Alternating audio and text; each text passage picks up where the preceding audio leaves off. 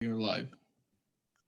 Okay, I'd like to welcome everybody to the special meeting on March 3rd, 2021 at the Land Use and Building Management Committee. I will start with the roll call, and I will just, unless anybody objects, just name the members of the committee are here. Mr. Hoovelman, Mr. Burnett, Mr. Keegan, Ms. Smith, and myself, Mr. Livingston. We have a quorum, so let's go on to the first item, which is public participation. Jeff, is there anyone who would like to speak in this meeting that you're aware of? Yes, I see one hand up, Diane Larchella. Okay. 1 second. Hello, Diane. Good evening. I'm looking forward to hearing the discussion today about the facilities assessment as well as additional items on the agenda. Tonight, I just wanted to ask a couple of questions that I hope can be answered during this meeting. The first is, and for the record, my name is Diane Larchella. I'm a member of the Connecticut Green Building Council and an environmental consultant. I wanted to ask whether the company that's been hired by the district, the school district, has been asked to include, as they go building by building, to take a look at the facilities assessment, whether they have been asked in writing to include solar optimization or solar capabilities, both passive, active on the roof, or ground mounted. And also, are they including the current status of the underground fuel tanks that are still being utilized in the school district buildings? The reason it's important is that it gets very expensive once an underground fuel tank leaks, and they eventually almost all leak, but it's preventive to try to make sure we do not have any underground fuel tanks if possible, when alternatives do exist. Lastly, tonight you'll be looking at the food service Narrow-Mech kitchen. Another thing that I think is important for this consulting to look at, because according to my professional read on the status of food scraps as well as waste management, is our schools will need part of the design of a typical kitchen in order to not only separate different waste streams, but also temporarily store them until they can be picked up. So that would be food recycling as well as packaging and equipment recycling of any metal, etc., that might be produced in the kitchen. So are those things being included? Is recycling and food scrap recovery and separation being included in the Narrow-Mech school kitchen? And I mentioned this last year because it is something that other schools are doing in other districts. And with that, I look forward to listening to answers to my question. Thank you.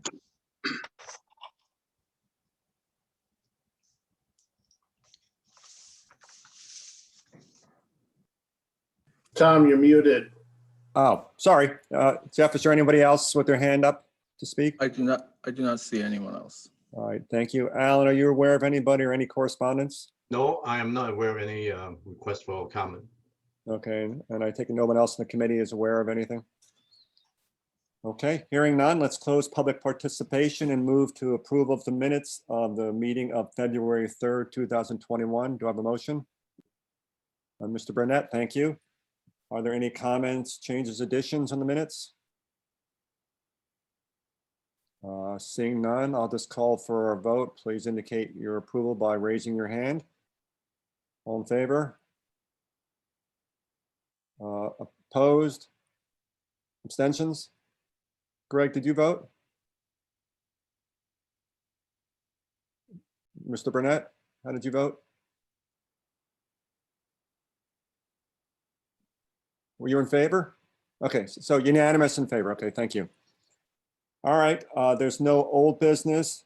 Going to new business. The first item is a preparation working session with the Board of Education's consultants regarding the development of a new school facilities assessment. Alan, who we turn this over to, Frank, or who's doing this? I really don't know. Sorry about that. I really don't know. Just, Yes. just for those other people that's not involved in this topic, this is going to go between 60 to 90 minutes. So some people that may be on the present now may want to come back later if they have no involvement in this item. Hi, Tom. Hi, Alan. Can you hear me? Yep. We can. It looks like it says you're Bill Hodel. Hodel. There's 3 Bill Hodels on here. Oh, no kidding. Well, Well, one's enough. He's I guess, everywhere.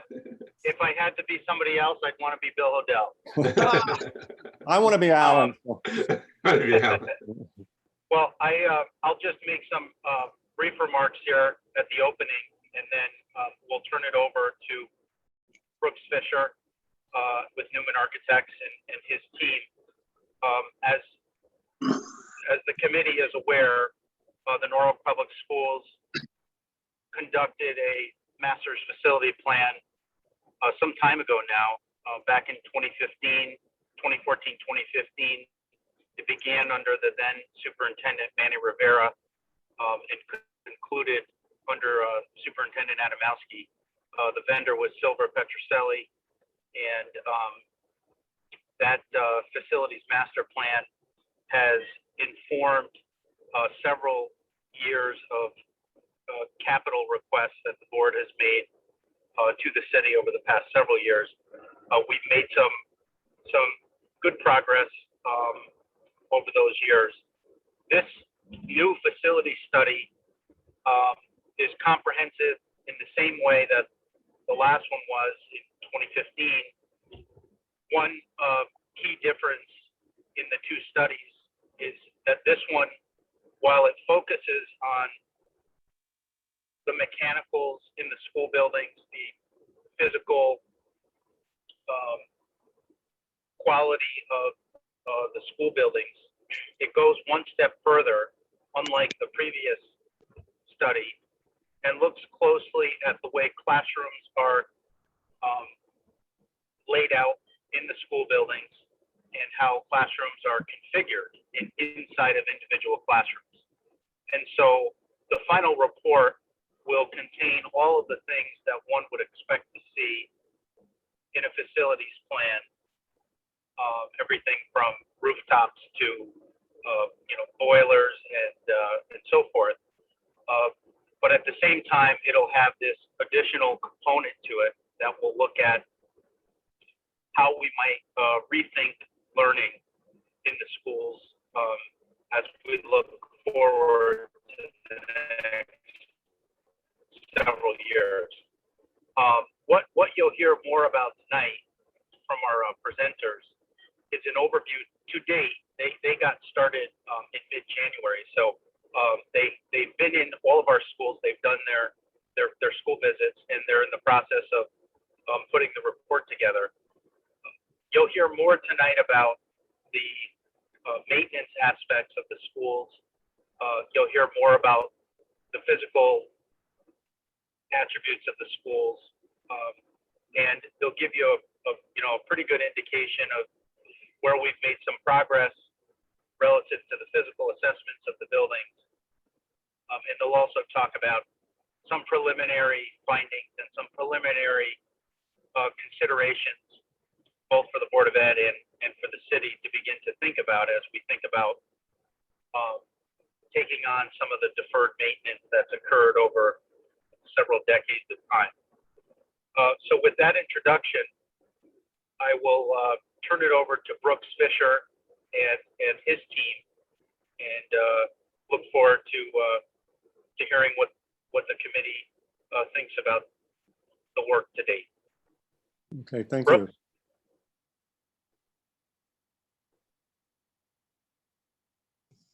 I'm not sure if Brooks is on yet. I was just looking to see if I don't see him here in the list. Is there anybody that needs to be admitted or given permissions? Pam is on, Pam Laffelman from DLR Group, and this is Janice Silsby from DLR Group. I do not see Brooks yet. So maybe. Why don't I why don't I go ahead and get started? I think we had some confusion on time. So anyhow, welcome. Thank you so much for giving. I'm going to be in my car in a second. You won't hear all the wind. For giving us the opportunity to meet, to chat with you. And what we're going to do is run through, if you will, what the presentation we made last night for the Board of Ed, but we're going to try and focus on those areas of interest that we think are specific to you all. So certainly if you have specific questions, let us know so that we can tailor our conversations appropriately to you. So Jana, do you want to tee up the PowerPoint?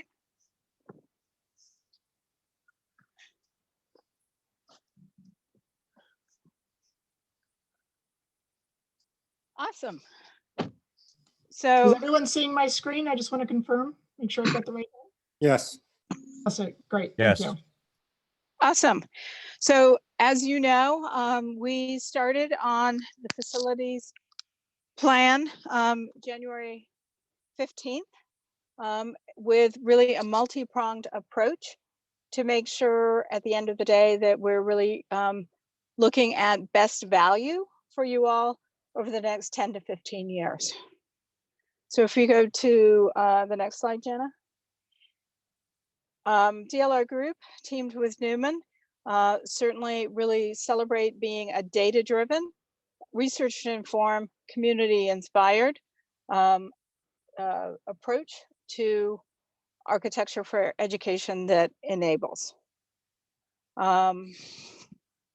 You can see that our focus is multifaceted on spaces that really enable teachers to teach, on sustainability, and certainly return on investment. And that is all set within the context of community as nexus, community as igniter, community as really the connector to everything within the city of Norwalk. You all have an amazingly diverse community, and so very important to really think about how those connections can happen. Next, Jana. So like I said, we started January 15th. We've walked all 21 properties with 3 different teams of folks for physical assessment, for educational adequacy, and then also just in terms of talking and having a better understanding of programs and how they relate to, if you will, use and efficiency of space. Next, please. A lot of, if you will, our perspective is really generated by 5 years of primary research that was really focused on how architecture can better engage students and teachers. We know that with better engagement come better outcomes. And so that is really the driver for a lot of those conversations. If we go to the next slide.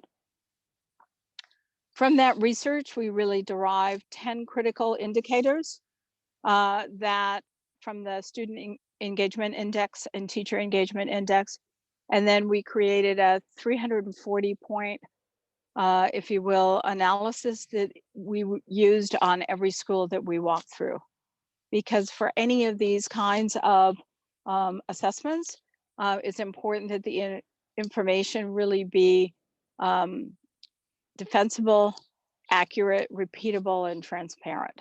So all of that information really is going together with the physical assessments to then put together our recommendations. Next, please. Once we had gathered all that information, we have gone through a series of collabs where we've engaged, I think at this point, it's probably around 150 stakeholders, community members, principals, teachers, and staff. And in fact, we're having a collab on Monday that will reach out and connect to students from the 5th grade up through the 12th to really have them talk about and focus on what is their day in the life now, although probably 2019 as opposed to COVID, because we all know that that's changed completely.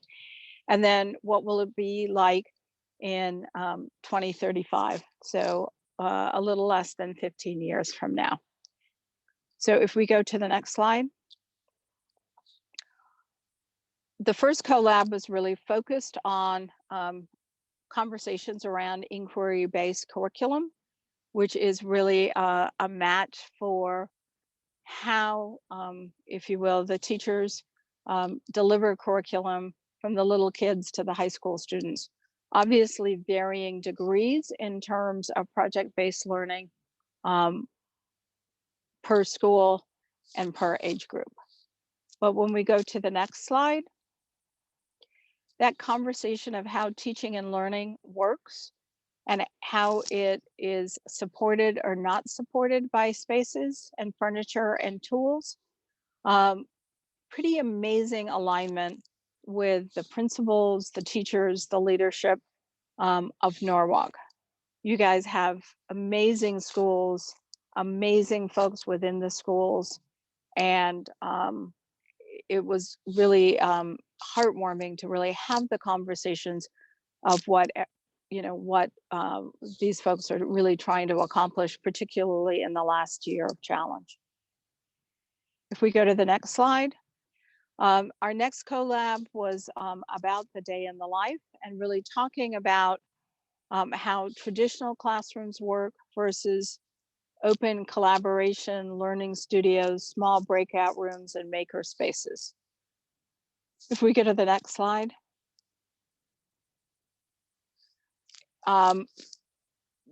We basically went through 3 exercises with a group of principals, a group of teachers and staff, and then this will be the same exercise that we do with students.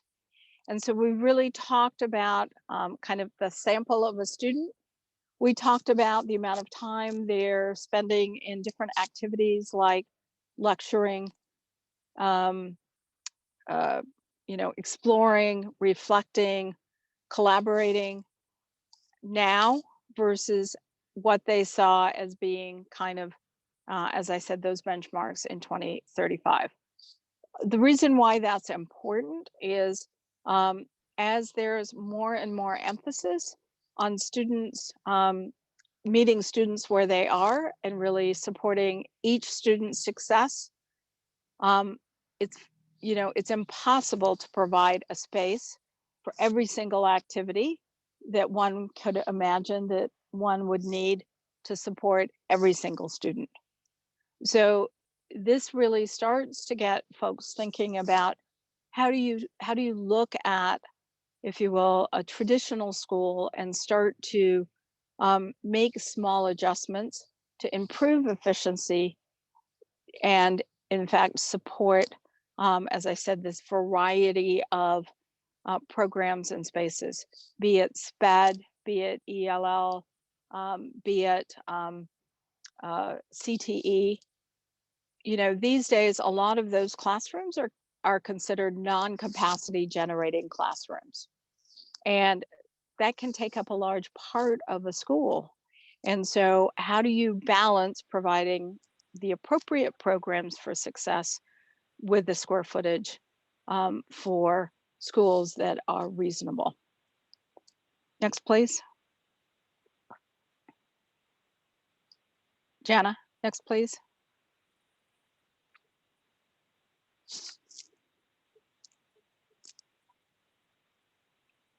Jana.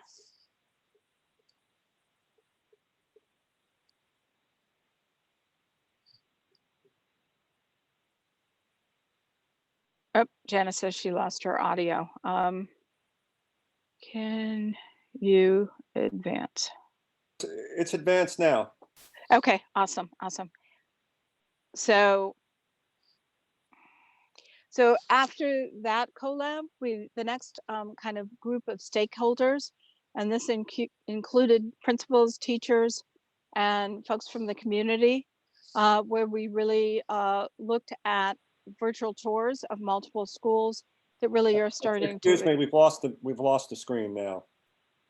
Okay, Jana. Oops. And I think we've lost her. While we're I guess- waiting, just so the stenographer knows that Mr. Sacinelli joined the meeting. I'm not sure what time you joined, Nick. It was around 9:12. Okay, thank you. Thank you. Sorry, 6:12. We knew what you meant. Yeah. Well, while we're waiting, Sorry about that. I lost my audio and I could not hear and I could not get it back. So I had to jump out and re-jump in. okay, so Give we me were 2 just on seconds and the, I'll get it back in just a second. Sorry about that. I don't know what happened, but all of a sudden I could not hear anybody. Hold on a second. so when we start to look at the virtual tours, we toured about 10 to 12 different facilities. And the intention was to really look at what's going on across the country. We know that the majority of your, if you will, schools are existing. And so it wasn't so much saying, let's make one of these. It was really to talk about how, you know, how can one imagine the alignment of space with curriculum to make it more efficient. So if we go to the next slide.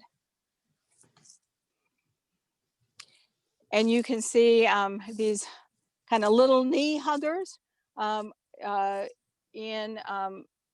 if you will, obviously in a post-COVID world. We hope we achieve that, where the adjacencies and the different activities are close to each other, reducing transition time, really providing more time to really focus on the important task of teaching and learning.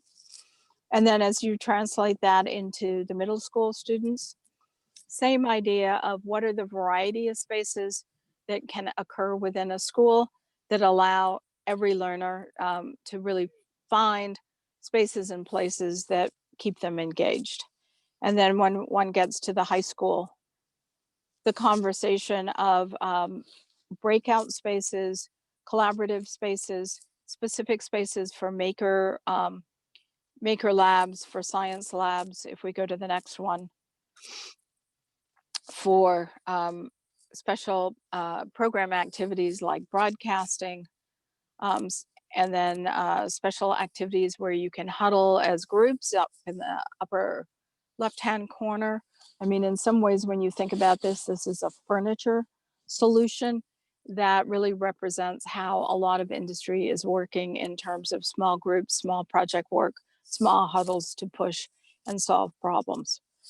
Can I interrupt for a second just to ask that everybody who is signed in under somebody else's name besides their own, please change the name so we know who's talking and who's here?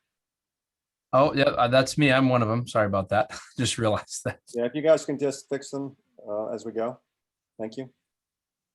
All right, so I'm just gonna keep going, and Brooks, you can do the close. How's that? So next slide, please. And then the conversation of CTE and applied learning. We have not had that collab yet, but a lot of conversations around, you know, if a CTE is an elective, it is not necessarily considered a capacity generating space. If it's integral to programs and program activities, it is. So Jana's going to talk a little bit more about capacity after Rachel has the opportunity to talk about the physical assessments.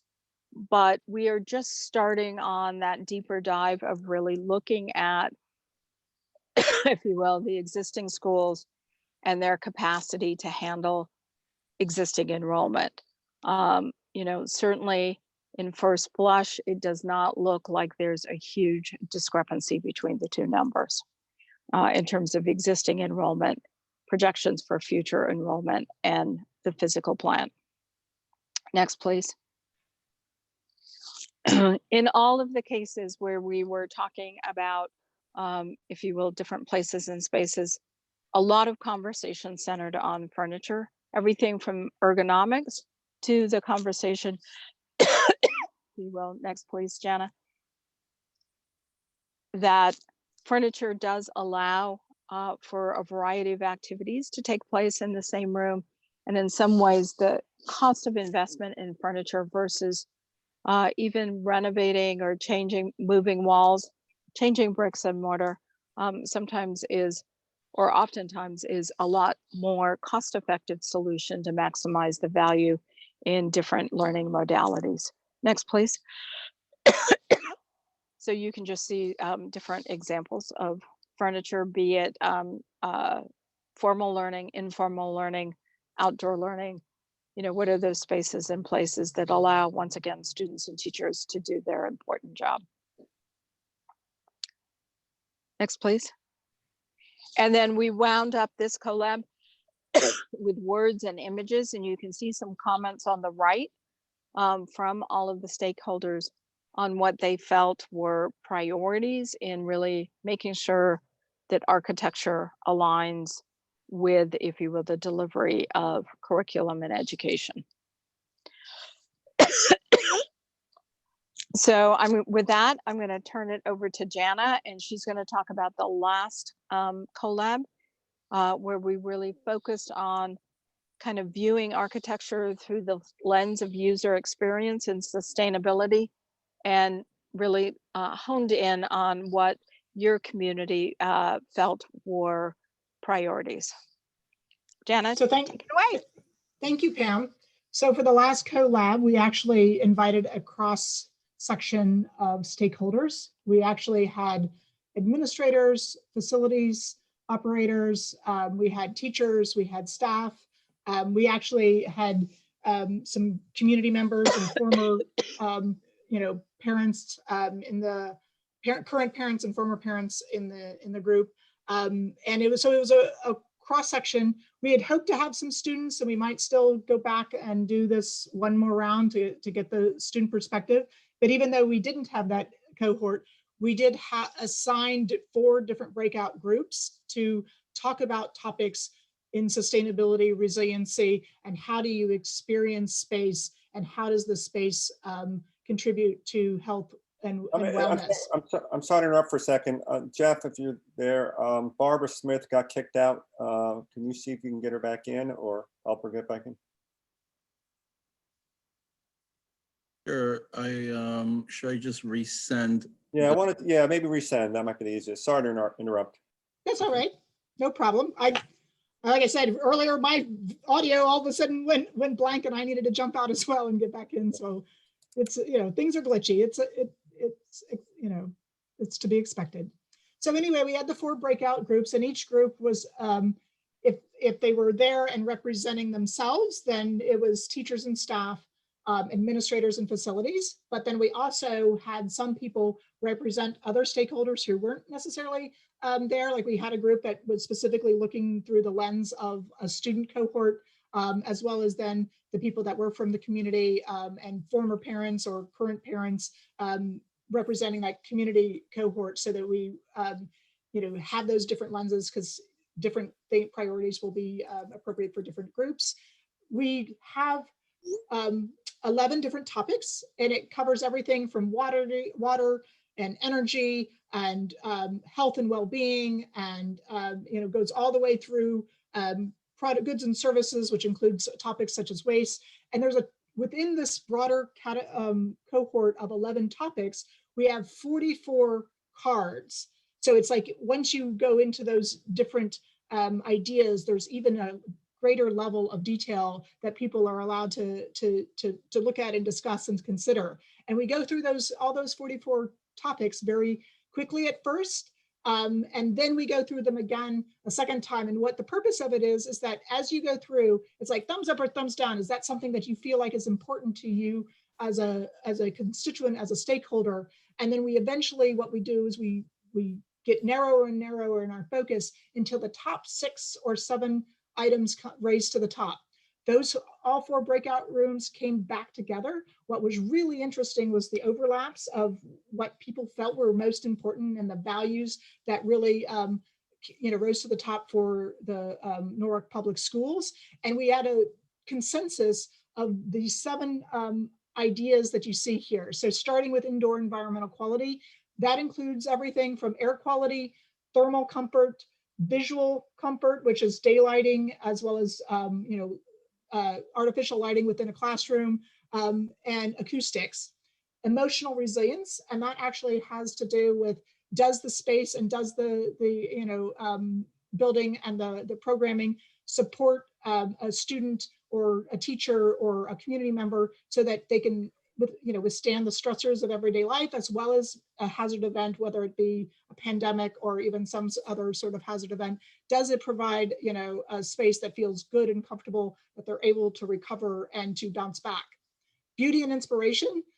Several people spoke eloquently about how important it is that these schools send a message that they're beautiful, well taken care of, well maintained, and send a message that education is important, as well as inspiring kids to do and achieve more. That it is how you maintain your buildings, how you build your buildings, sends that message to the community about what you value. And so they felt like beauty and inspiration was super important in that. And so people would take pride that they are a part of this community and a part of these schools. Access. In this case, access actually has to do with, does the community have access? Do the schools serve as a community resource after hours? And also there were parts of it that talked about access to, say, nature and the outdoors. Like, not only does the community come in, but can the kids and the teachers go out and explore? So it was access in those terms, but that's closely then related to equity and universal accessibility, which has to do with, do the schools across the board, across the community, actually provide equal opportunity, equal access for education? Like, are parents able to get to the schools, whether it be via car, transportation, that sort of thing?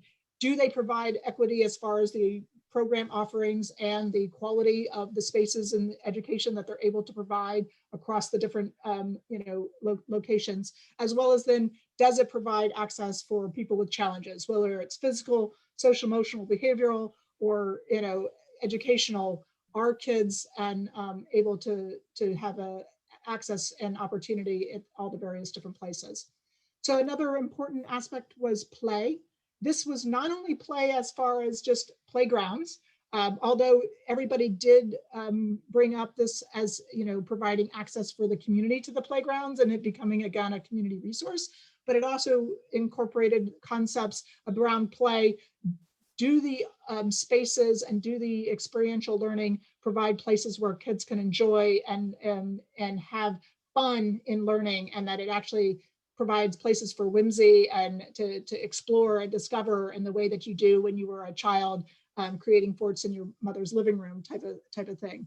So then the last topic was supportive, flexible, and adaptable. And I think that this is something that came up not only in the values exercise, but through all of our collabs, this idea that we really need to be able to be flexible, not only serving the community today, but in the future, but also flexible from day to day to day, so that they can provide the different modalities of learning and they can provide the different kinds of spaces that people need. Sometimes you need a lot of collaboration. Sometimes you need quiet space and privacy for reflection and going into your head and being able to think and come up with those new ideas. And so it needs to be flexible so that all of those spaces can be provided within this, the limited resources that everyone has, the limited space that you always have in any given building.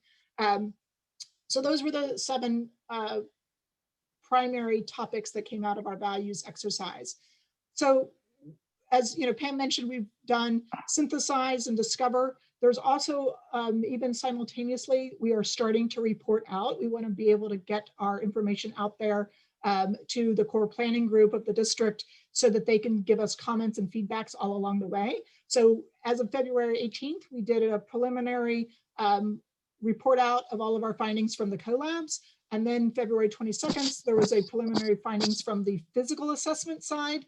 Last night we did our presentation to the Board of Education, and now tonight we're with you. Going forward, the week of March 18th, we're going to be doing another draft to the core planning group of the district, and then followed by another draft of the assessments the following week, the week of the 15th.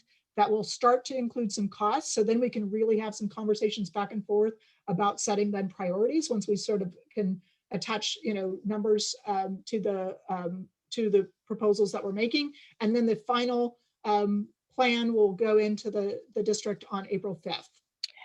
So Jana, I think this really sets up, if you will, the conversation related to visioning and kind of, if you will, educational adequacy. But even more important is really that conversation related to the physical assessments. And so Rachel, if you can talk a little bit about that, that would be awesome. Great. Hey everybody, I missed being introduced. Sorry, we had a little bit of a snafu on starting time. So I'm Rachel Pempel with Newman Architects. I'm an accredited learning environment planner, and I am the person who is kind of leading the charge on the physical side of the assessments for the facilities conditions. So we had 3 teams out, architectural, engineering, and food service, to look at 15 schools and the central kitchen. We didn't look at the complete building stock because you have a lot of schools, or a handful of schools that have been recently renovated, so those were not included in the physical assessments. And the focus of these assessments was to create an accurate record of the existing conditions in all of the schools so that we could update and expand, like really pretty significantly, the 2015 feasibility study report and provide recommendations for immediate, intermediate, and long-term building and building systems priorities. So while a fair amount of progress we saw has been made in addressing the approximately, I think it's about $77 million in existing facilities issues that were found during the 2015 study, we observed that many of the items are still pending and have now been 5 years deferred.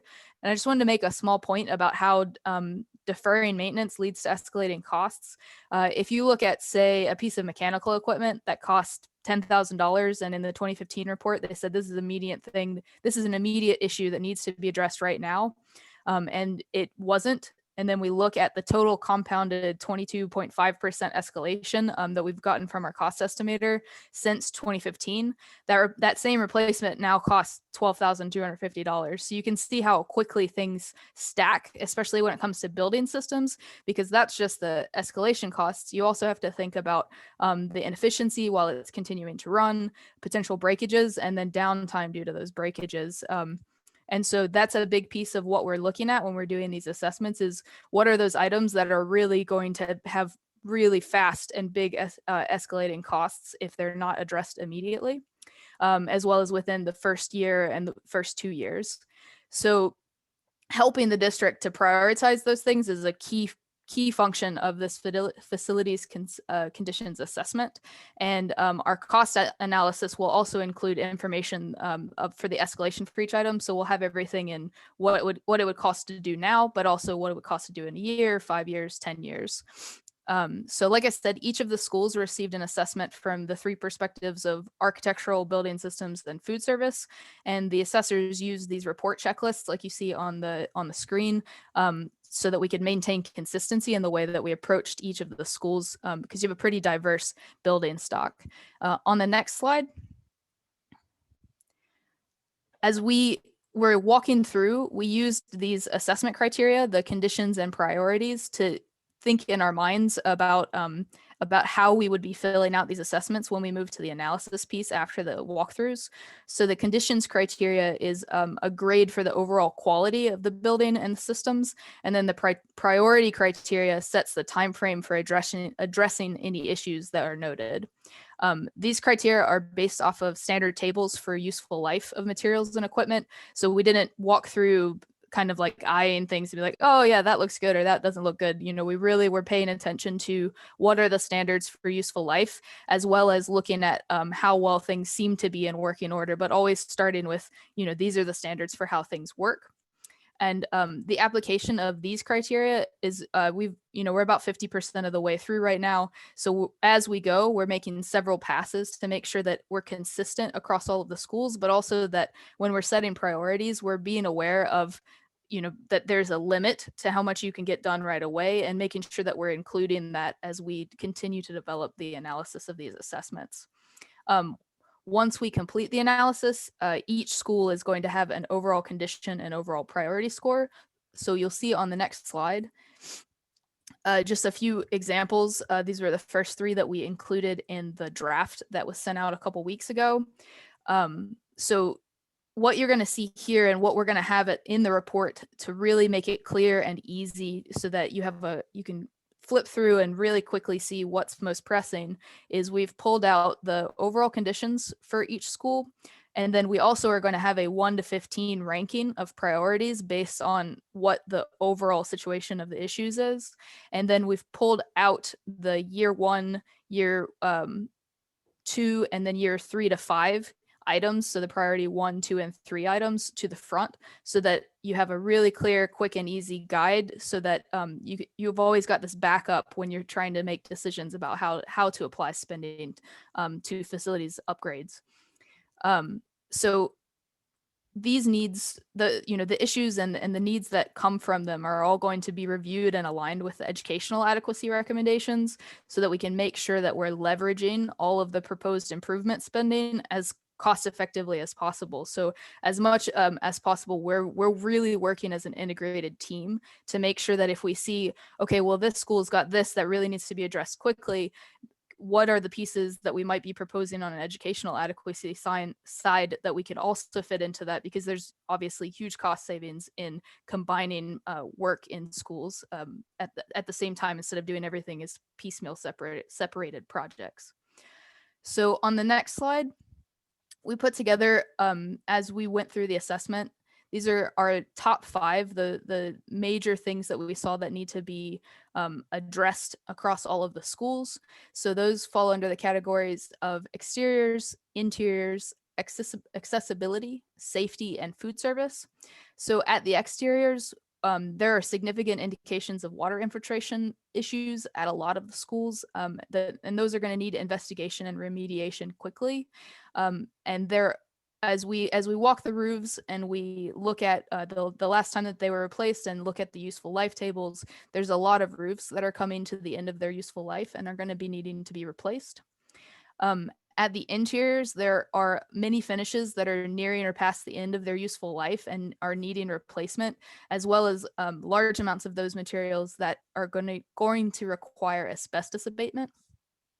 On the accessibility side, there's pretty significant non-compliant conditions at doors, restrooms, core and support educational spaces that need to be updated to the current ADA standards. And again, that piece is going to be as much as possible worked into larger project work rather than being treated as something separate. And then on the safety side, there are many schools that have little to no sprinkler coverage, are lacking secure vestibules, and are missing fire protection and appropriate hardware at egress points. So anything that comes under code compliance is generally going to be a really pressing issue. And we are starting the conversation with Bill and his team about where you have received kind of variances or easements from the code in some of these situations. But as you're looking at doing any kind of work in any kind of space, you generally are required to bring things up to code. But you definitely want to be aware of those ahead of time so you know what the costs are. And on the food service side, in the 2015 report, there was actually no review of the food service spaces, so that this is all new. And we're working closely with your third-party vendor to make sure that any recommendations that we're making are aligning to the districts and also how the vendor works operationally. And we're really focused on improving production to support demand, as well as spreading access to students. On the next slide, you'll see the last piece, which is, it's not really a it's not really six of the top five. It's really something that is overarching as we're looking at costs and as we're thinking about how to leverage improvements to the buildings as much as we possibly can. So that is energy efficiency. Our team has been working with the district already to make recommendations for these improvements, but we're also looking at funding stream partnerships that some of which you've already done. I think it's Brian McMahon that has the solar panels on the roof. And some of the additional things that we'd be looking at is the improvement of the building envelopes, improvement of interior equipment, and one of the big ones that's easy generally is replacing fluorescents with LEDs. Building systems upgrades, such as looking at replacing the oil-fired boilers that are reaching the end of their useful life with higher efficiency boilers, and looking at including central air conditioning systems in larger renovation projects. And then the last piece, again, is that food service piece. Food service equipment is a huge energy hog. And so as we look at upgrades to food service, we can look at significant savings by improving the equipment and the operational configurations of those spaces. So I think really that covers where we are with the physical assessments, and I'm going to pass it back to our educational side. Thank you, Rachel. So Jenna, let's pause for a second because that's a lot of information. And kind of the last part is really the conversation about our methodology of looking in terms of capacity and educational adequacy in the diagrams that we've started to be putting together. None of the recommendations have really been finalized. We're just starting to synthesize all of the information. Any questions? Yeah, Comments so far? Yeah, I just have a question. You're probably going to get to this, but I'm curious what the final report is going to look like. I mean, you've spent time talking about the educational side and the physical side. It's a very different approach than the 2015 study overall. I mean, obviously the physical side is similar, but what are we going to see at the end? So at the end, there will be a synthesis and costs identified to all of the kind of bricks and mortar assessment, and then also costs associated with recommendations related to improving, if you will, the building's performance in terms of supporting the curriculum being provided. So all of this is really driven to a facilities plan that says, here's what is happening educationally, here's what are recommendations for the next 10 to 15 years to maximize the use and efficiency of the buildings. And to provide for projections for capacity and enrollment. So from a simplistic view for me, so I'll have a report that says the building physical condition is X, but it'll also have recommendations on how the building might be reconfigured, say, for these educational goals that you've identified. Yeah, that's correct. Right. Yeah, and every piece of this will have a price tag attached to it as well. And so that's really what's important, is it gives you a menu of options of what to attack first and where you want to spend your money. And I think that's what's really critical about a report like this, is you have the option. There are some things I think that we talked about early that, in terms of the physical conditions, that need to be addressed very quickly. Other things that could probably wait a little bit, but this way you'll be able to prioritize these things and how to spend your money best. And really we're trying to get to a place where we can make recommendations that will give you the most cost-effective value. So what can you spend the least on and get the most cost-effective result from? So that's really the goal of the study. And it will come to a clear place where you can just look at it like a menu of options. So, I mean, again, I'm sorry, I'm even belaboring the point. So you're going to identify priorities on the physical side. Would I be able to look at this report and say, well, a list of priorities includes reconfiguring these classrooms for educational purposes, and the next priority is fixing the door jambs or something like that? I mean, it's going to be identified that way, or they seem to be apples and oranges to a certain degree. You are really correct in terms of the kind of apples and oranges. So obviously there are stuff related to building systems and health, safety, and welfare that have to be a top priority. In terms of the educational adequacy, what we're looking at, and these diagrams that Jana is going to speak to really start to show how a building that was built in the 1950s that had a capacity of 600 people now have a capacity about half that, based on mandates on federal, state and local requirements for different programs. So we're not necessarily trying to say every program needs a space. What we're really looking for is how do we make sure that the efficiency of the building is increased to support these programs with minimal architectural interventions, so that it's a win-win situation, that is really starting to say that the condition of the building is, in good shape after, after deferred maintenance is addressed,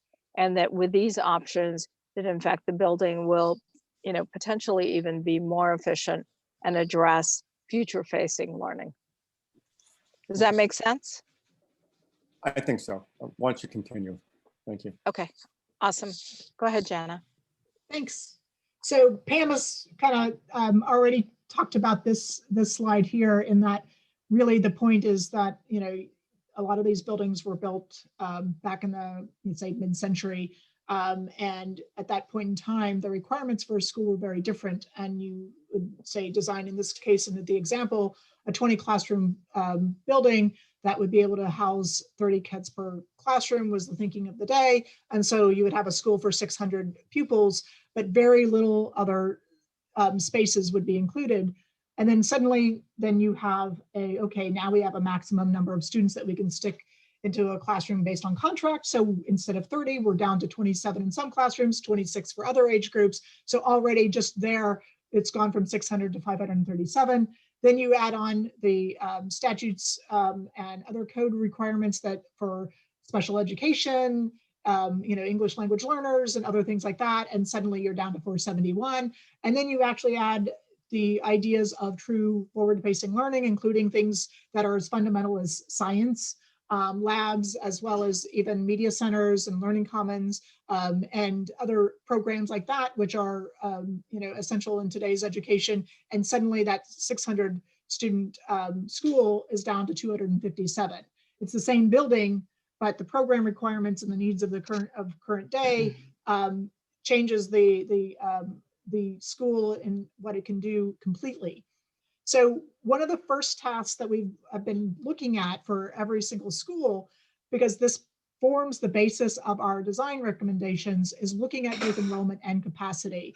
And so in this example, and again, this is an elementary school example, where we started, because we needed to start somewhere as a baseline, were two things. One is the teacher contracts, which limits the maximum size of a class in Norwalk, as well as then looking at the Connecticut guidelines and looking at, based on those guidelines, how many square foot per student do they recommend based on the use of the classroom. So in a basic classroom for kindergartners, according, based on those guidelines, it's about 48 square feet per student.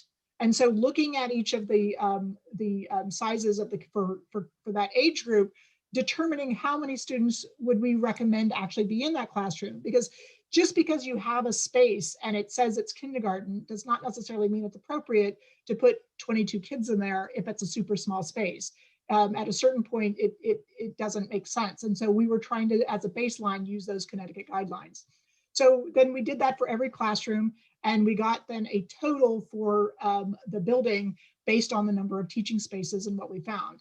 We did not take into capacity generating spaces that were used for special education, spaces that were used for pullouts, or spaces that were used for specialty like art or music, because those are typically not a homeroom, and they are typically at the elementary school level not considered capacity generating. So in this example, at the end of the day, we counted 23 teaching stations, and we had a capacity of 466 K through 5 students and 34 pre-K students.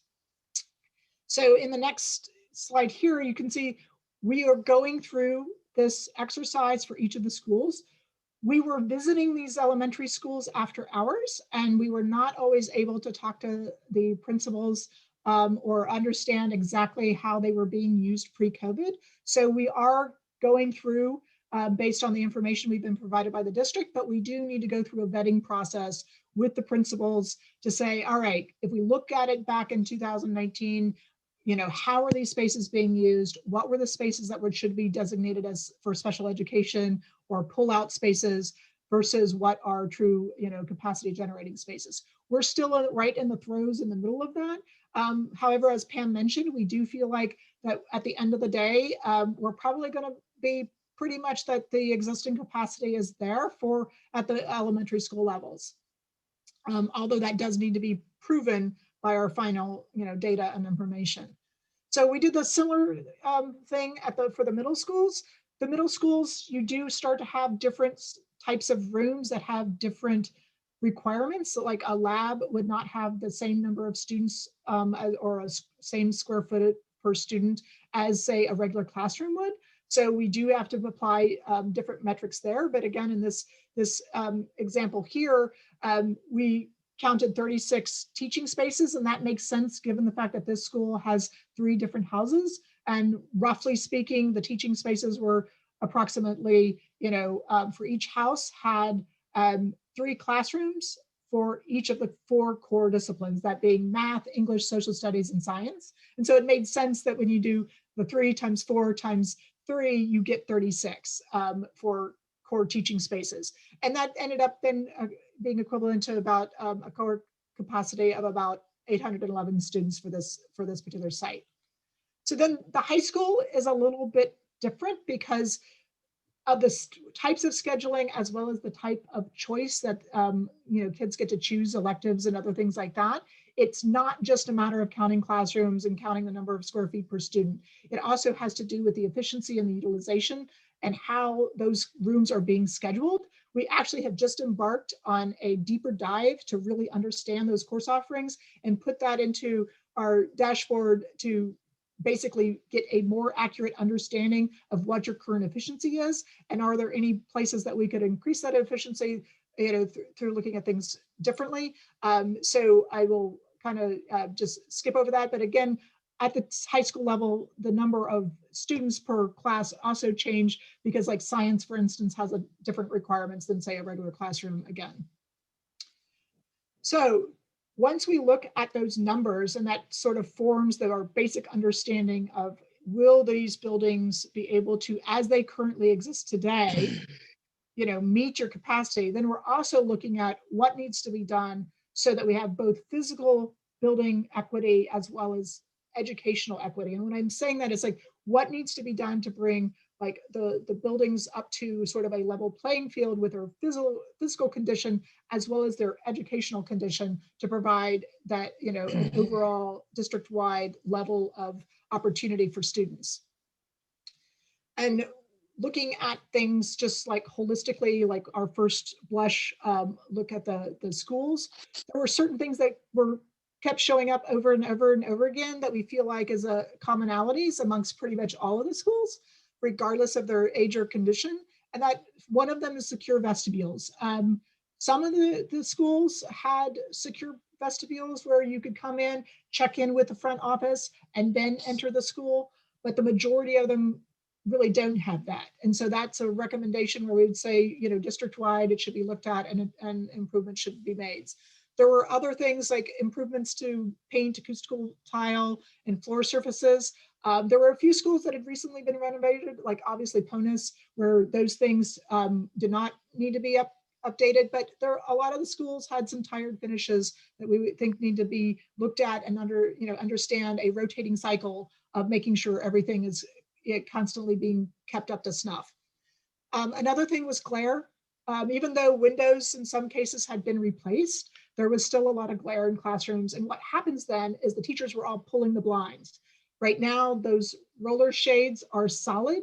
And so when they are pulled, there's no connection to outdoors. There's no visual connection, and there's also limited daylight that comes in. But if they put them up, there's too much daylight. And while daylight improves test scores, and we all understand how great that is, you want to make sure that you don't have glare, because glare is just as detrimental as a lack of daylight. So what we were recommending is that throughout that you install something like a Meco shade, which is a mesh shade that can still allow for those outdoor visual connections and daylight while eliminating glare. And it is a relatively easy upgrade without a lot of impact on the exterior or not as much dollars involved as some of the other like shading devices and other things like that. Although definitely if there are overall major improvements that need to be made, like replacing windows and that sort of thing, then absolutely we believe that in south facing, east facing, west facing classrooms should consider sunshades and other things like that to reduce that glare and heat gain. Furniture upgrades. There are, again, the renovated schools like Ponus and a couple other places we saw evidence of, flexible furniture that provided, forward-facing education.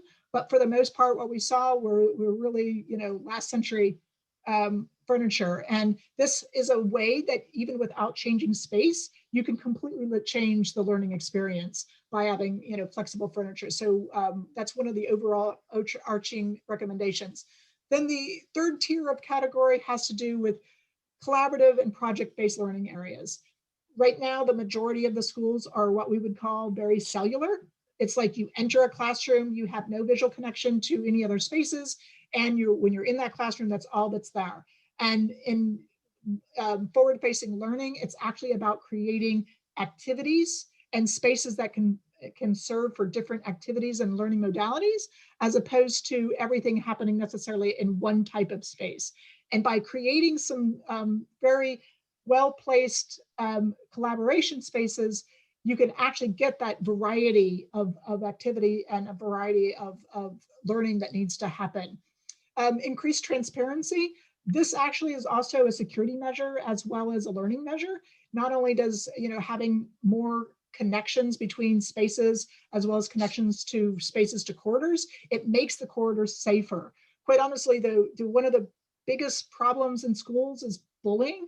And if we were to even just have that eyes on the corridor and that connections to the corridor, it reduces the incidence of bullying that happens in those corridors. Interdisciplinary connections, again, by connecting classrooms, science can interact with English, can interact with social studies, can interact with math, and you can truly have a collaborative based learning where you're actually connecting all of the different disciplines and showing how learning is truly relevant into the modern day world.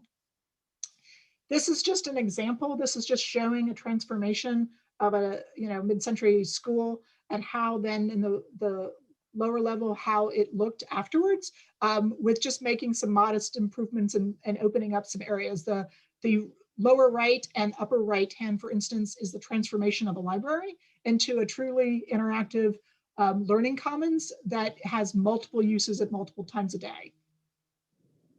So the next level of looking at every school is we're going to go through and consider different options of how to make improvements. Now, this is, again, just an example, and I'm going to show you two different examples for the same floor plan, because not every school will have the same sort of like needs. So one of the things that could happen in this particular example is taking smaller classrooms that could only fit like, say, 20 or 19 students per class, and combining 4 classrooms into 3 to increase the size of the classrooms, which would also allow more choice within those classrooms as far as different learning stations. However, in this particular example, we also got a couple of collaboration spaces, but only 2 small ones that resulted in this intervention. This particular plan also is a school that is quite, has really good finishes and doesn't need a lot of work in that respect. So we're thinking probably we wouldn't recommend that, even though it is an option. But I do want to point out, okay, we went from 466 with regards to capacity to 431 in this particular example.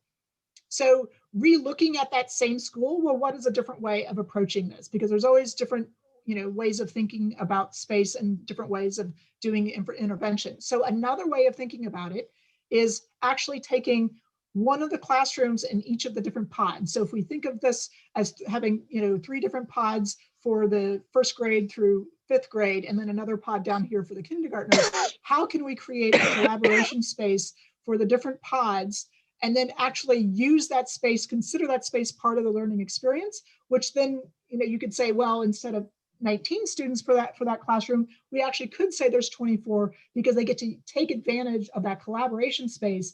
And yet then it's a varied learning experience. We've now taken something that was very cellular. We can open it up to the different classrooms in different directions, as well as even to the corridor, and completely transform and have a different experience so it feels more open, more connected, and start looking at how to introduce those forward-facing learning modalities.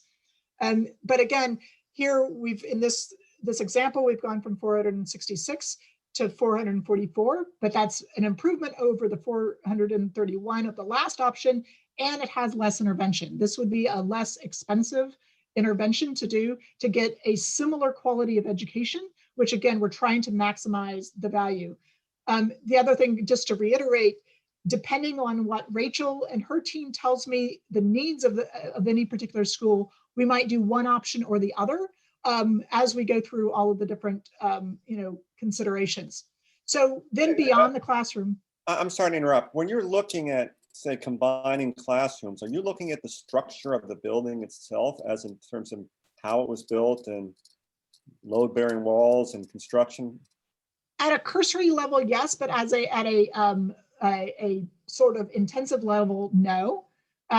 So to the extent though that we're being very selective of where and when we would ever combine classrooms. Mostly we have not relied on combining classrooms so far in our analysis. I'm just like, again, there are potentially some places, quite honestly, where their classrooms are very small that we actually think that they would be better served, like the school community would be better served to combine them, but we're being very selective about that kind of intervention, in our recommendations. But yes, at a cursory level we are, but not at an intensive level. Okay. So- I just have a comment. When let's just discussion say was the first grade or second grade classroom, for some reason that classroom had 18 kids. So you want to combine them, you end up with larger class sizes, which I'm not sure the Board of Education will want a bigger. I mean, save money in terms of teacher potentially, but at the same time, you got larger class sizes. I'm not sure that's what we want either.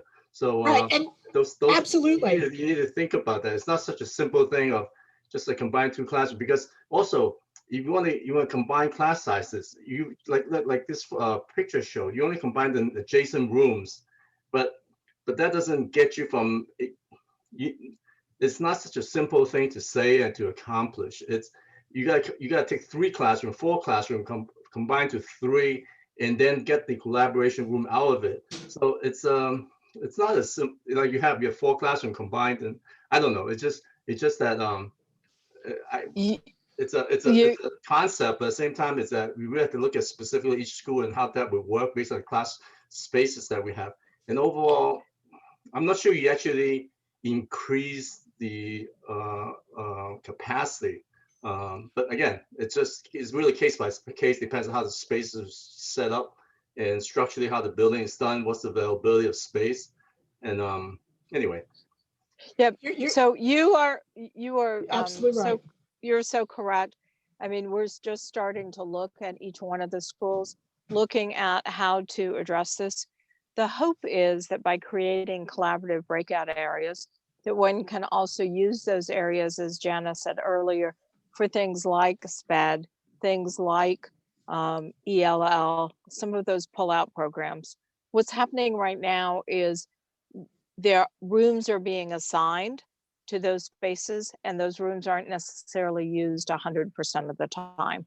So I think that the idea behind thinking about these collaborative areas is how do we make sure that there's the variety of learning, but then there's also places and spaces that provide for those additional services that school districts are being expected to provide. Right. And you're absolutely right that this does not increase the capacity of the school. The moves that we're talking about here is not trying to increase the capacity of the school. And in fact, one of the things that we're finding is that our numbers are still above the numbers of enrollment for each location. Well, again, we're doing a baseline, and then when you have a capacity, most schools never meet that maximum capacity. They always have, it's always like allows for the swings where a class might get bigger and then a class might go lower. So it's a, yes, you're absolutely right. These are like maximums and not averages. So class size would not necessarily increase. And in fact, we're trying to like, the next level of understanding is, well, what are your average class sizes based on your current and projected enrollment, and then aligning those and seeing whether or not when we do these interventions, are we still within what is projected to be overall needs for the district? So you're absolutely right. It's not an easy sort of like answer, and it does need a lot of like back and forth and understanding across the district. So even though what I'm showing you here today is an example of what might be done, it's not necessarily what we're going to, in the final analysis, we recommend will be done until we see the whole, and until we actually go through a charrette with the districts and have some back and forth to really hone in on what their needs are. These are just, based on our first observations and how we feel like, some of these spaces could be improved to provide a better learning experience. I have a few more comments and questions kind of thing, but I think our goal is to finish this presentation by 7:30. So I don't know how much more you have in terms of presentation, or you want to have further discussion and comments. I think 2 more slides, Jana, we can go through those pretty quickly. And then absolutely, our purpose on being here is to really hear your reactions and comments, because that is part of the overall process to make sure that we're taking note of all the priorities within the city of Norwalk. So the purpose of this slide is just to show that it's not just limited to classrooms. We're also looking at how does the public spaces function? Are we able to say have after hours use? So it is, in the orange portion of this plan is showing you where the public spaces are. And so we're always looking at how can we make those secure so that the community can come in after hours. Looking at this as a middle school example, there's definitely in this school, it actually does need some light renovation as far as overall the finishes are tired. There might be opportunities for larger or more intensive, not larger, but more intensive projects at this school, because things are past their useful life, especially like in areas of locker rooms. So how can we take some old and tired and dated spaces that don't currently meet handicap code and repurpose them and actually get greater utilization out of that building by having a little, pocketed areas of greater intensity. We're constantly, again, looking at vestibules and wayfinding and that sort of thing, and how can those be improved. We're also looking at then, all of those same things like science labs and how can those be improved to provide educational experience. And then occasionally we might find that if there does need to be an expansion, we will then be proposing, and again, we're not saying that we found any instances where that's necessary yet, but if we did, we would be proposing places where there might be an addition if an addition were required, if greater capacity was needed. And doing the same thing then at all levels of, both elementary, middle, and high school levels. So that's the end of our presentation. So I'd love to have additional questions. Alan, before you go forward, any committee members want to ask any questions? David? Yeah, I just want to circle back on what the report is going to contain. Are we also going to see a cost analysis of savings for energy efficiency as well?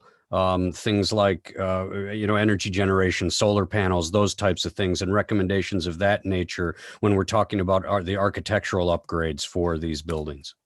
Yes, absolutely. That will be part of the conversation.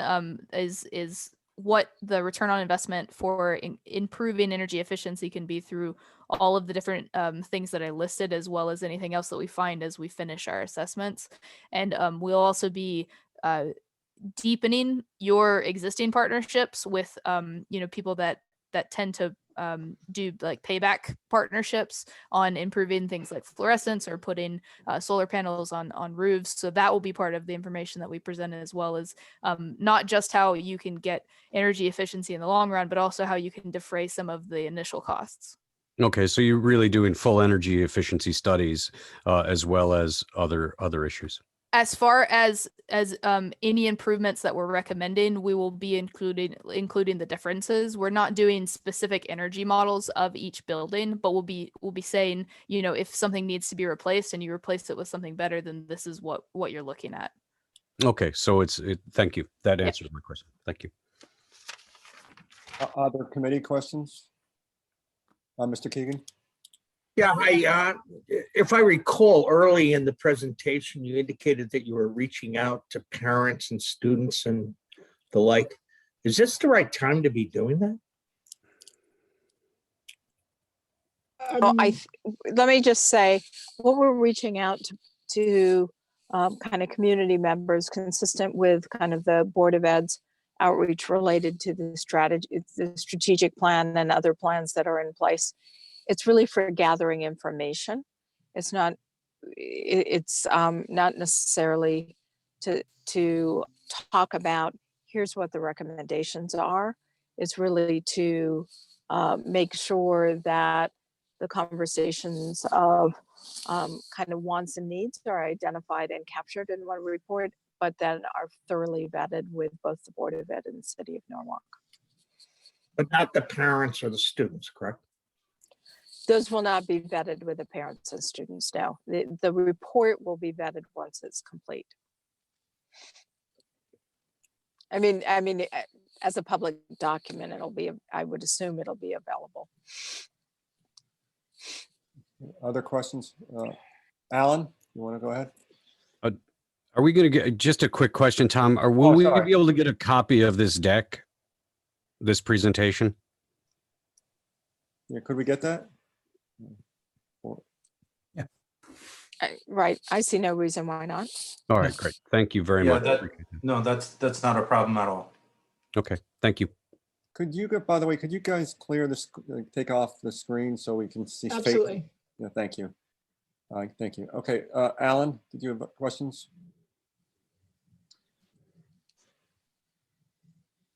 Sorry, I got two computers going on here.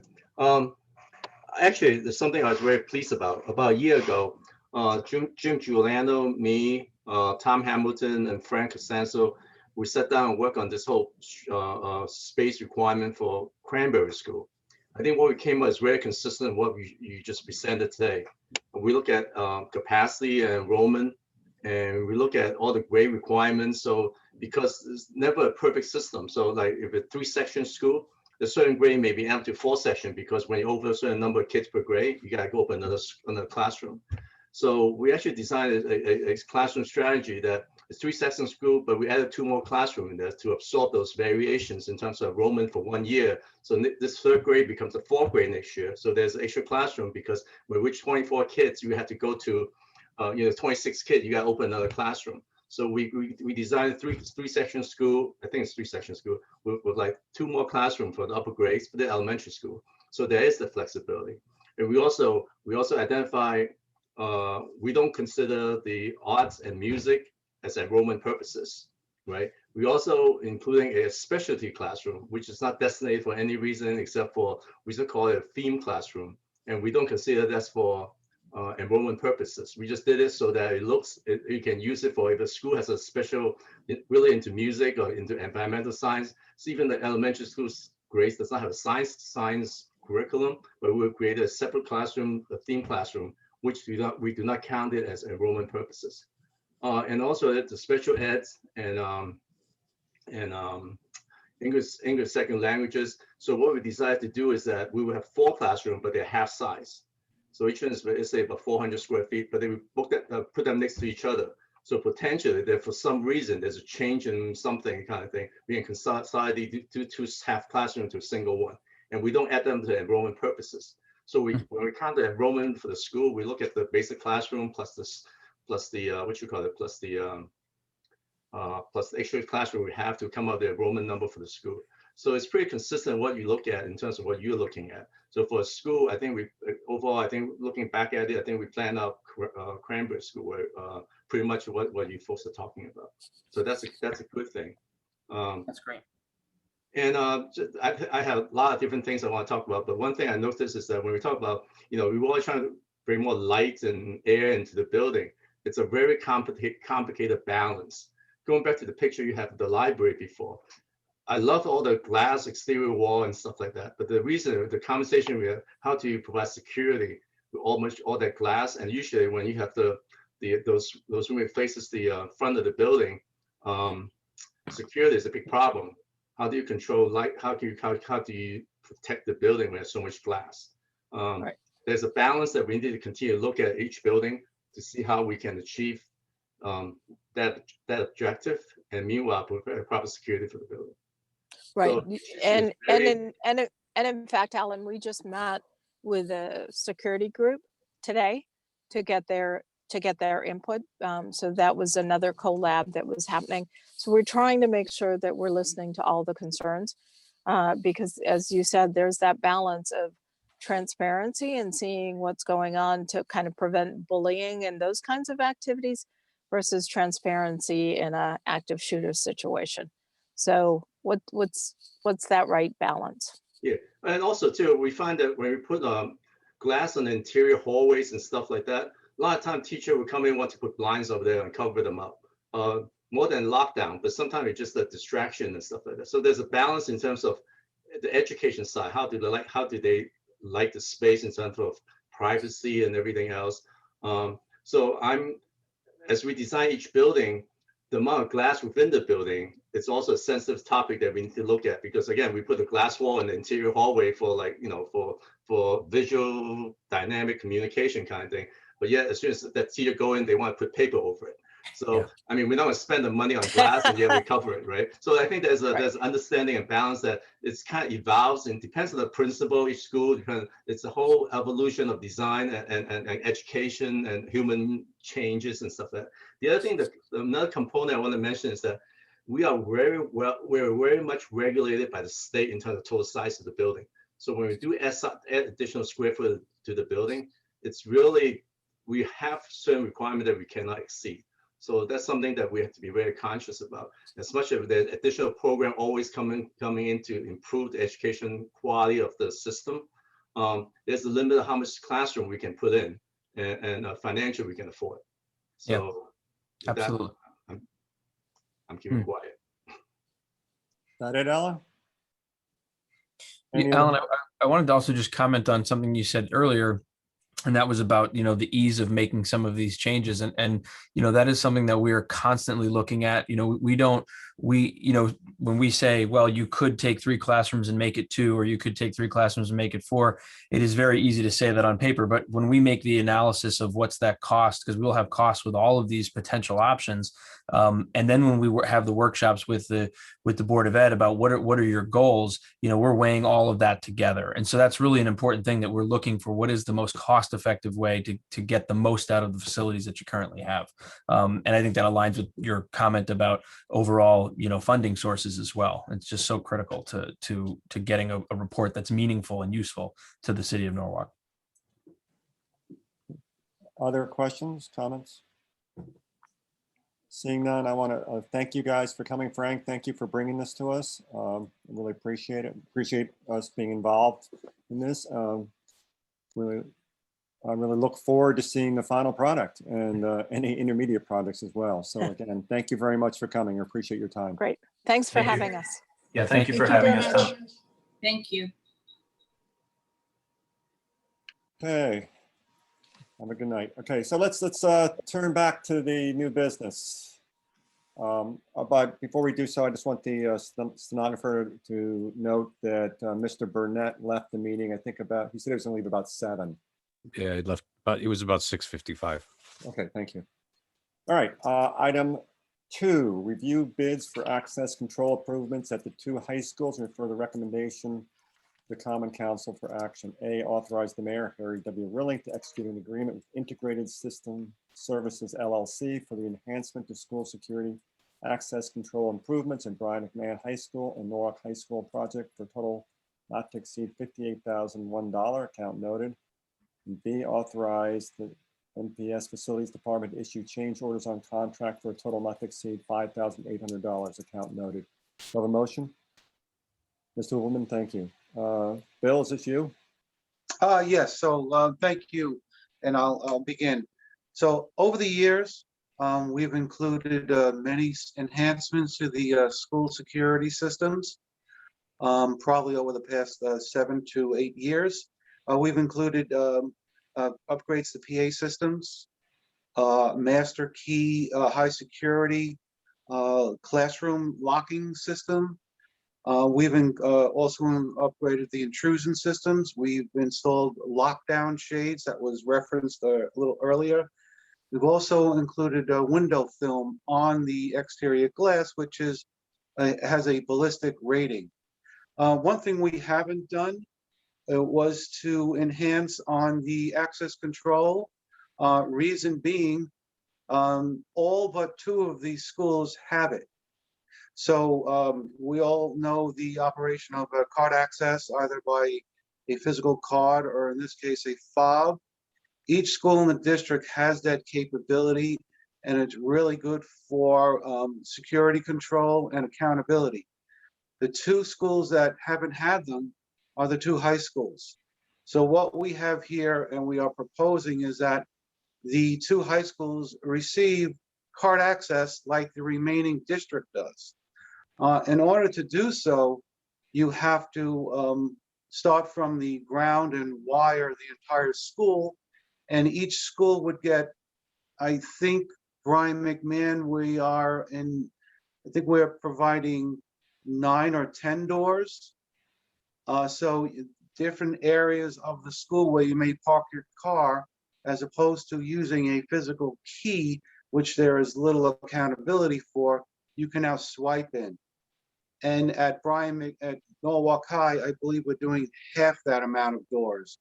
Even though the square footage of both schools is almost equal and there's adequate parking on most of the sides of the schools, we are taking into account the fact that Brian McMahon is there to stay, but Norwalk High is on the block to being replaced. So while we feel the need has come to include card access to both high schools, we are doing a reduced version, or we're proposing a reduced version at Norwalk High School.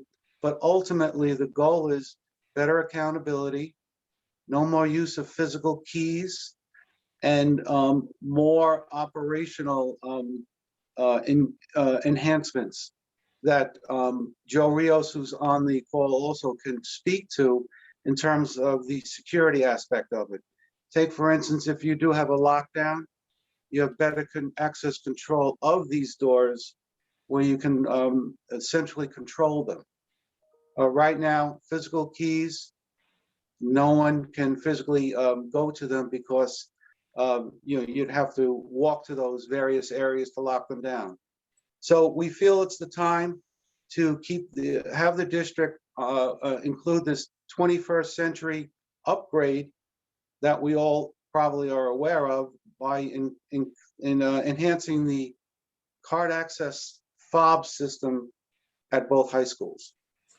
Hey, so Bill, I mean, I understand doing Norwalk High School because it's been a while before the new building is built. What percentage of the cost is going to Norwalk High versus McMahon? I believe these will lump sum costs here. These 2 proposals came in at $58,101. I don't have that breakdown. They're pretty close. I think Joe Rios has the exact number. McMahon's number was slightly higher, right, Joe? Yes, I believe Brian McMahon's number is approximately $31,000. $31,014.93, and Norwalk High School is at $26,986.18. Okay, thank you. Excuse me a second. If the stenographer can note that Mr. Roberts joined us. Welcome, Kaneen. Good evening, everybody. Any other So noted. Other questions for Bill or Joe on this? Seeing none, I'll call for a vote. Mr. Huberman? Aye. Ms. Smith? Yes. Mr. Keegan? Yes. Mr. Roberts? Did you hear that? Did you get a chance to hear it? Yes. Aye. Okay. Mr. Sacchinelli?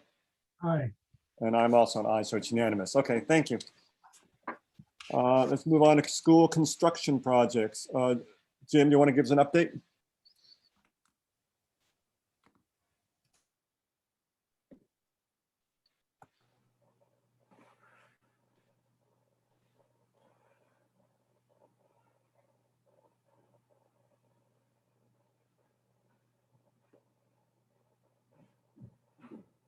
Unmute.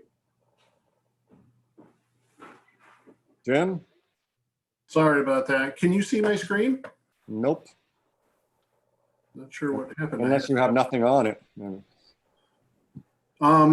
Sorry about that. I'm not sure what's going on with that.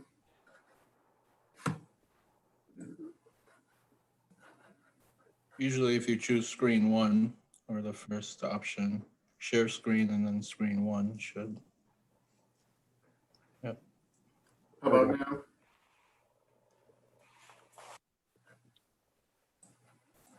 Are you able to see that now? I see. Nope. Yeah, we're good. Okay. Bonus Ridge, we are working on some tweaks to the mechanical system. That's still continuing. We are improving how the mechanical system is working there. At first, at the first start of winter, we did have some hiccups, but now we have that under control. And actually, we are monitoring it. We meet the past three Fridays. We've been meeting with the design team, commissioning agent, and the installer, and we're, as well as Bill Hodell and George Sevick, and we are seeing improvements in how the system is operating. So things are moving along there. We had a conversation, myself and Nina, yesterday with Michelle Dixon of Office of School Construction Grants and Review. We are going to, and subsequent to that, I had a conversation with Newfield Construction to try and close out this project by the end of May. So that way we get all financial issues resolved and submit to the state of Connecticut our final, what they call SCG 049F, our final payment request, in which will kick off the audit process. So we're looking for the end of May to be able to do that. Jefferson School, I'll go into. Any questions on PONUS? Okay, Jefferson School, we are starting construction. The construction manager, Newfield Construction, will is beginning to mobilize their trailer. We have a demo permit. So things will start. The demo of the portables will start in not next week, but the week after. And we are looking, speaking with Board of Ed about doing a potential groundbreaking ceremony for the start of that work. The interior of the work, we're going to stay on the exterior until the end of school, because Board of Ed is still utilizing the school as a COVID, due to COVID for space requirements. So, however, we are going to start the construction of the new gymnasium and any work on the outside of the building that does not interfere with the students or egress. Cranberry, John, I'm going to have you take that. Quick, Jim, does that impact anything, or Alan, does that impact anything from the schedule going forward? No, Dave, we accommodated for that. So we anticipated that, they would be in there until the end of June. And that's why we decided to start on the exterior work. But it won't affect the opening of the school anticipated for August of 22. Great, thank you. You're welcome. John, you want to take over on Cranberry? Yep, for Cranberry, we are currently in the schematic design phase. We're going to continue with that through the middle of March.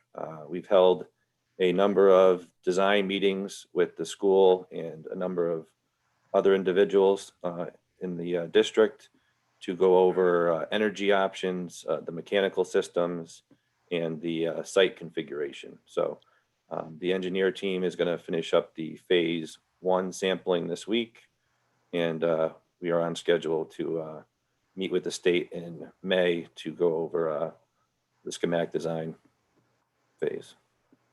Okay. On Cranberry, we are having a meeting. We have a meeting scheduled with the parent groups. But was it March 24th? If I'm mistaken. 25th. 25th. To just do a presentation to the parents. And also, I anticipate that we probably come back on April 4th to land use. We would do the whole energy evaluation report that we do for every project. I think we did that for Jefferson, and we presented to the committee when we did Jefferson. We would do a similar presentation to the land use committee to see where we are. We've been meeting almost weekly on energy strategy, options available, all that stuff. And also, I think what we do is also at that time we would do a presentation by the architect on the building layout, site configuration, site relationships, a little bit of a interior layout and things like that. So I think we probably take maybe a half hour to 40 minutes just on focusing on Cranberry at the next meeting. Hey, Alan, could you send every committee member just the details on that phone call in case anybody's interested? So, the Zoom call for the parents, and then. Okay. Thanks. Sure. We'll send an invite to the invite is being sent by the parent group because there's more of them than us. So the more bad the school is setting up the Zoom meeting. So we'll add the member of this committee to that Zoom invite list, right? Thank you. Just real quick, Alan, is there any more movement on orientation of the building, or are they still working on that? No, we generally set an orientation. I think the one thing we want to, more than one thing, the plan always been here is that we will keep the existing school fully operational while we do construction. So we don't have to do portable classrooms or move the school someplace else, which is significant cost. So when you look at the site location, there's a lot of wetlands around it. So and you take the existing footprint, there's really only one location that we can put the building. We don't have to plan here. So where the building located, the orientation of the building, there isn't two choices on the property unless we're willing down to deal with wetland. We can't go into wetland, so we really don't have any choices. And also the other thing too is that otherwise we cut down woods and stuff like that, and that's not what we want to do either. So the configured building, we went through it for the last 2 months and stuff. We looked at 2 options and we finally decided that this is the best option in terms of environment. I mean, the natural environments and and in terms of orientation for solar PV panel purposes, these roofs are going to be flat. So you can orientate it north, south and north.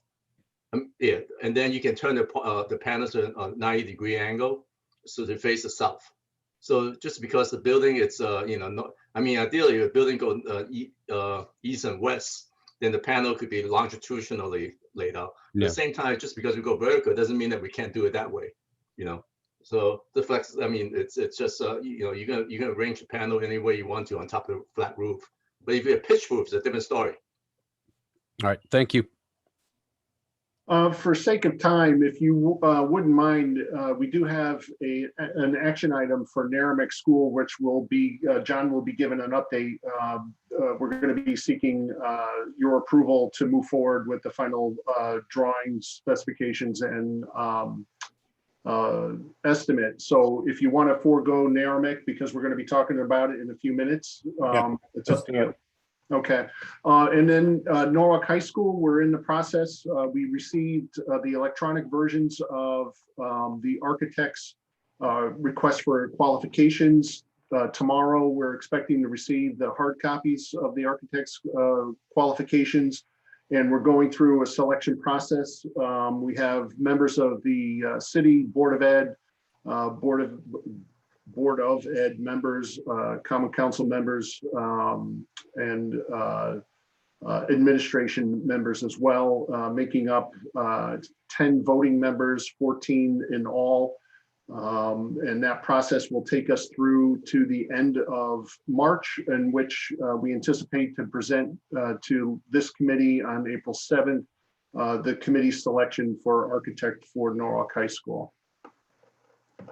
And then the new Columbus School and Norwalk Global Academy, again, we're going through, we need to have more discussions with the Board of Ed in terms of the direction that they want to go with this program and this building.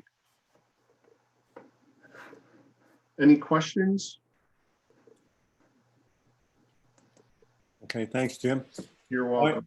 let's move on then to item B2, which is the review recommendation for material testing and field inspection for Jefferson School. Refer the following to the Common Council for action. Authorize the purchasing agent to issue a purchase order to Special Testing Laboratories, Inc. for materials testing and field inspection services for the Jefferson Elementary School renovated new project for a total not to exceed $60,000. Account noted. Have a motion? Ms. Smith, thank you.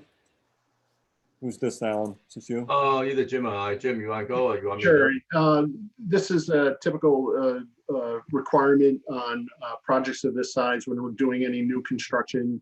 We have to have an independent testing agency overseeing the construction, in particular concrete pours.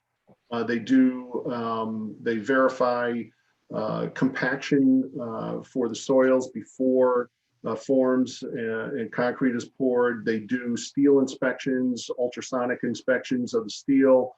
And it's a requirement by both the building committee and state building code that we have this independent testing materials lab.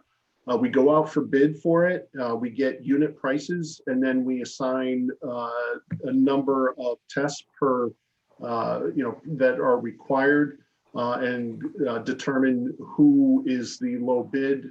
We did receive 6 different testing agency responses, and after we've put together a number of tests, Special Testing Laboratories was the apparent low bidder, or the low bidder. Okay, any questions? Seeing none, call for a vote. Mr. Huberman? Aye. Ms. Smith? Yes. Mr. Roberts? Aye. Mr. Keegan? Yes. Mr. Sachinelli? Aye. And I also vote aye, so unanimous. Thank you. All right, item B3, review recommendation to approve final plans for Merrimack School Kitchen and Cafeteria Improvement Project and authorize the following. Authorize the chairman of Norwalk Land Use and Building Management Committee acting in their capacity as the City of Norwalk's designated school building committee to certify the Land Use and Building Management Committee's approval of the final plans, specifications, and cost estimate for the Merrimack Elementary School kitchen addition and interior alteration, state project number 103-0253EA. Do you have a motion? Mr. Roberts, thank you. Okay, Jim, you want to do this? Jonathan? Is it Oh, Jonathan's Jonathan. show today? Yeah, so Okay. as Jim mentioned, for the Merrimack School, we have the plan specifications and budget for you to review. I do have a share file link if anybody is interested in seeing the whole set of plans that I could share with anybody. And I do have a hard copy at my desk at the town hall. So basically, this is part of the requirements with the state of Connecticut. We have our pre-bid conformance review, the PCR, scheduled for March 17th. So currently the plans are signed off by the Board of Ed, the 504 officer, and the health department. Fire marshal is reviewing them currently. 504 officer is the ADA compliance officer. ADA, yeah. We're here tonight, so get approval for Tom to sign off on the SCG 042, which is part of the checklist for that PCR meeting. I do have a 5-sheet summary document. If you want me to share my screen, I can show you what we're doing out there. Yeah, please. Okay. And as I you think the said, committee saw most of it last time. This is more improved, I guess. yeah, Since the last time we saw it. yeah, as John said, if anybody wants to get full plans, just contact him. Yeah. All right. So we got the cover sheet here, which is like an isometric of the addition we're putting on and the interior renovation which is kind of a T-shaped portion of the school off the backside. Here's an overall site layout. This is our site survey, topographical of the existing building. Not much showing. John, what can we're you doing, just, John, can you just use your cursor if you can? Just, yeah, kind of show them what's going on. So this is kind of the scope of the work we're doing. So we're removing this portable classroom. The school is actually going to bring this pre-K classroom inside the school, which is preferred. And we're going to create an access drive around the back of the school. There's currently a playscape over here for reference, a turnaround for deliveries and fire access to the back of the school. And basically we're adding this 1,500 square foot kitchen off the back of the building, basically adjacent to the existing library. So going inside, we're cutting the existing library in 2 spaces to create a full-fledged cafeteria for the school, full service kitchen to actually do home cooked meals like the district is moving towards, and then also upgrading and creating a more multimedia library center on the other half of that space. Currently, and then we're going to be turning the old kitchen and maintenance room into a give back multi-purpose space of about 500 square feet. Jonathan, I just want to add that in addition, what's being incorporated are 8 hand washing stations, which are very popular these days. So the kids are going to wash their hands before eating. And I will add that Narragansett has an active solar panel system that is currently working, and this project does not affect that at all. Correct. And sorry to interrupt, just want to quickly, I just want to give some folks that does not have a history on this project. What happened is that Board of Education have been going through, we've been going through all the school buildings and separate the gym and cafeteria, because traditionally there are a lot of school that has gym used for cafeteria as well. Here in Cranberries, there's, I think there's one more school that has a combined. Is it Silvermine? I don't remember. Wolf Pit, Columbus. Yeah, there's a few more. There's a couple more. Okay. Yeah. So what happened is that this project originally wasn't on top of the priority list, but because because that would have been like, I forgot how much we were thinking about, but because the school came to the city, and since they have a large library at the time, which is, well, currently, the proposal, instead of building a whole cafeteria, we can just reduce the size of the library, because it just doesn't serve function library anymore, create a media center. Meanwhile, we get enough room for a cafeteria. And when we look at the plan, it works out because there's a cost saving by doing it this way, and the strategy works out. So we decided to do the addition kitchen on the outside because it does not impact the existing operation of the food service. So this is a multiple benefit, because also renovation is noisy and stuff, things like that. So by keeping it outside, it makes it much more efficient in terms of how we put this together over the summer. And this project is scheduled to be completed by November of this year. So meanwhile, the building will continue to operate the way it is for the fall semester. And this construction will not impact the school activities. And the project is about $3.5 million altogether.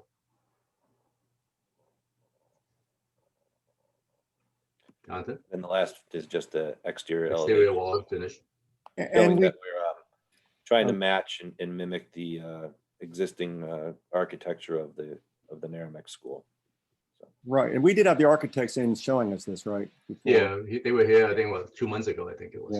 Yeah. John, just a question that was raised in the comments about, I missed, or about the, food recycling and food waste. Is there room in the cafeteria to do that type of thing? I mean, we're adding that pretty large kitchen. I'm assuming that we could accommodate. I think that would have to be brought up with Chartwell's and their the way that they handle their day-to-day processes. Yeah, I don't know what they do right now. Yeah, it's going to be the future, though. I can talk with Kevin McGinn and start that conversation. That'd be great. Thank you. Any questions on this? Just, are there any major changes since the last time this was presented to us before it went to planning and everything else? Nope. No. Okay, thank you. All right, if there are no other questions, I'll call for a vote. Mr. Hooverman, Aye. Ms. Smith, Yes. Mr. Roberts, Aye. Mr. Keegan, Yes. Mr. Sachinelli, Aye.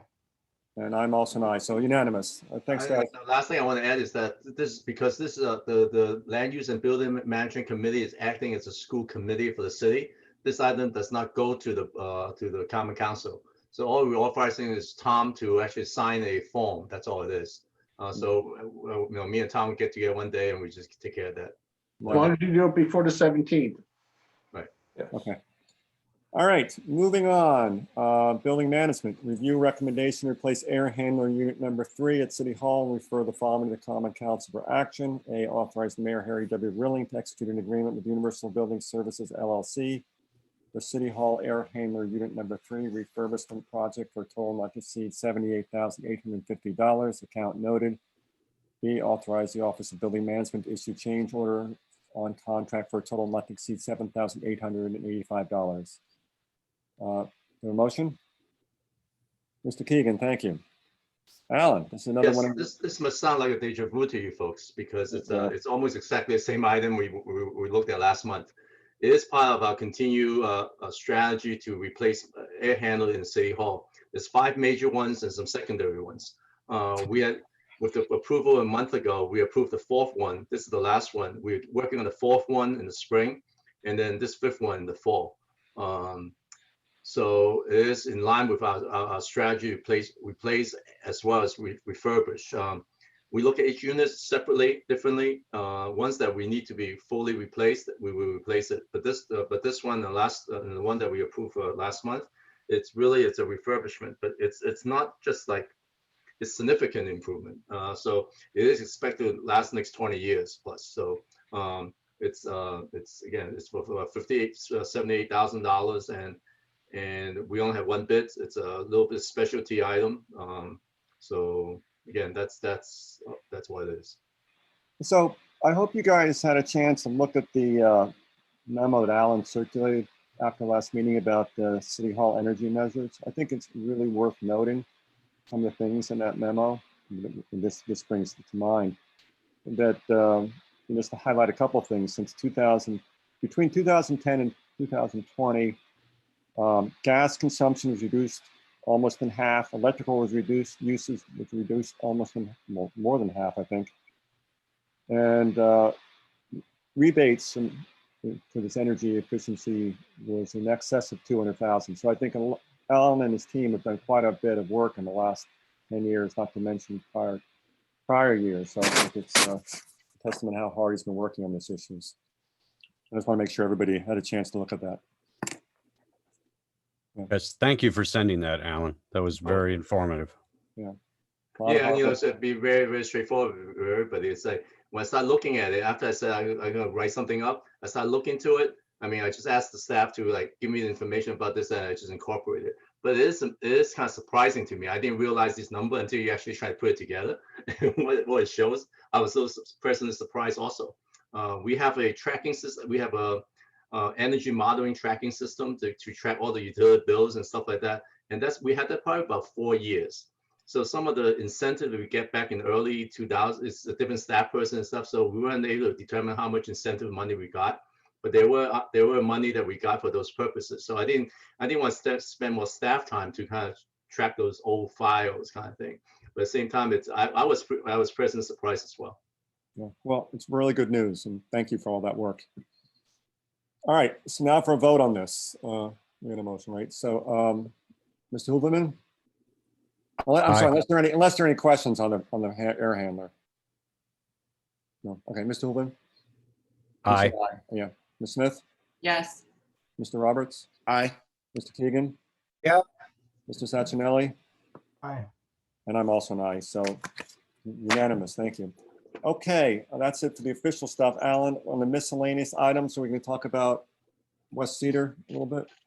Yeah, I think this may be a little last minute, but I guess I sent out an email just earlier today. I'm not sure how many of you folks can have a chance to look at it.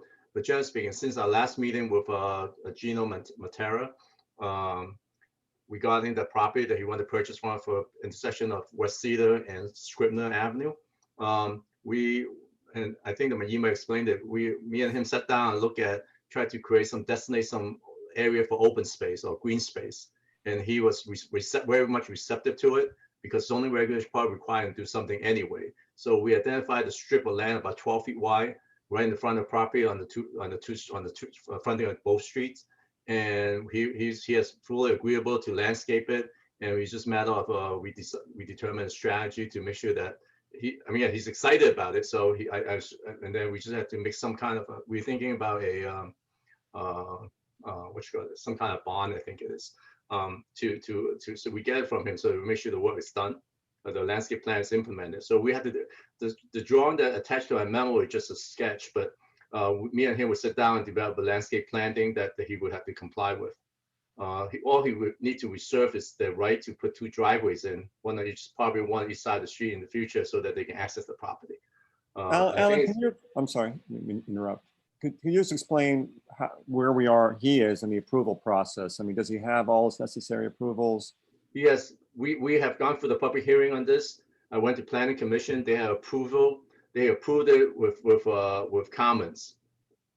And by doing this landscape easement, we are addressing their comment that they would like to see some kind of green space preservation kind of thing. So so by having this open space, not open space, really, it's like a landscape easement area kind of thing. So they cannot build on it, and we will landscape it. So I think we accomplished what their planning commission's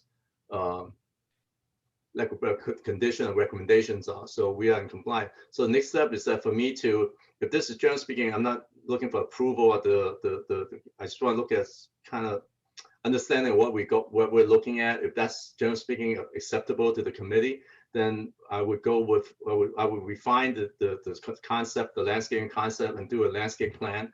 And also we will be paying for appraisal to be prepared by a appraiser from the city, and then we'll bring it back to land use next month or month after, and then that would be the final committee review, and then go to Common Council for the final approval. Ms. Holden?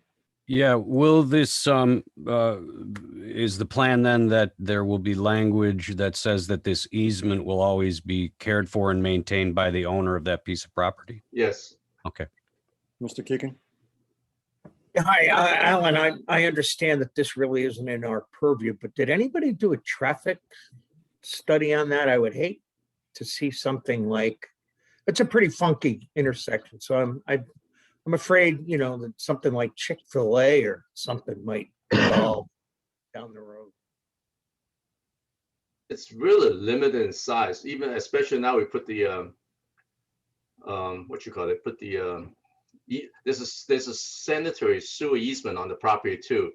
The ability to develop this little piece of property, it's very, very limited. After we sold this property, whoever use it, how we use it, develop it and stuff, was subject to all the zoning approval. At that point, the zoning is going to address those issues. I mean, if we are, I'm sorry, I just kind of lost a word, because it's, I don't think it's really a zoning issue at the end of the day, because, the zoning established a major corridor, commercial corridor of the city, and then this is on the side of it. But generally speaking, the understanding of all areas, these are the area that handle most of the commercial traffic for the city. Route 1, Route 7, and Connecticut Avenue, Westport Avenue. So I think when they do apply the zoning permit, they may be asked to improve the intersection, crosswalk, and things like that when that happens. But it is a much more specific approval when they apply for permits. So we don't know what they're going to do. Generally speaking, I mean, 10 years from now, they could be sold 3 times and merged with other property behind it and things like that. But it's